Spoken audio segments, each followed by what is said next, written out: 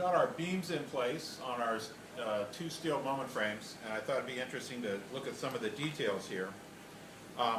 If you remember, we first had these bolts that were cast in the concrete. Then we installed this flat plate. Then the beam itself, or yeah, the post, I'm sorry, was installed. All of this was leveled and plumbed up and aligned.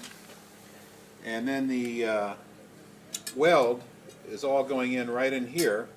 So this all becomes essentially one piece of molded steel. As you look up, you'll see various holes in the side of the beam. These are going to be for us to attach furring strips to.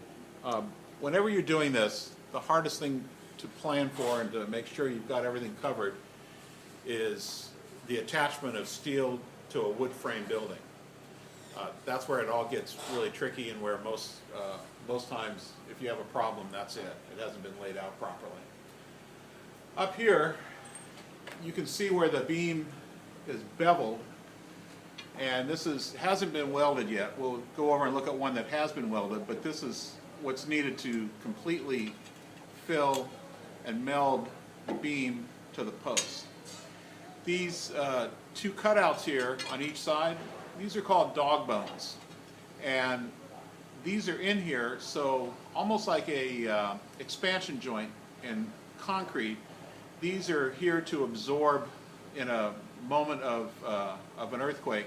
These are here to absorb twisting and motion so the weld doesn't snap and this comes tumbling down. You want this to be able to twist a little bit right here if need be. If you look over here, you can see where this is our shear wall continuing this plane right here, and we've left this gap. Once again, you want your shear structure to be able to react differently than your steel structure, so you have to allow movement here. It's a little counterintuitive. You think, oh, I want to tie all this together, but you actually don't. The steel is going to stiffen up everything over here. This, when it gets shear nailed off, is going to stiffen up this section here, and it'll tie in a little bit differently. Let's look up here.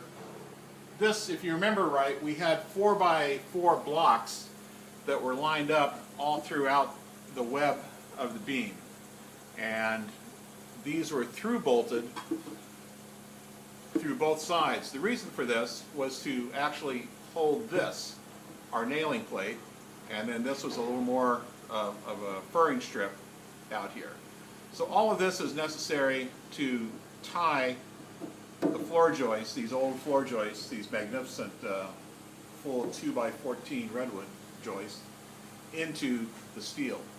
And you do that on both sides, and all of a sudden this whole house now has really stiffened up. Let's take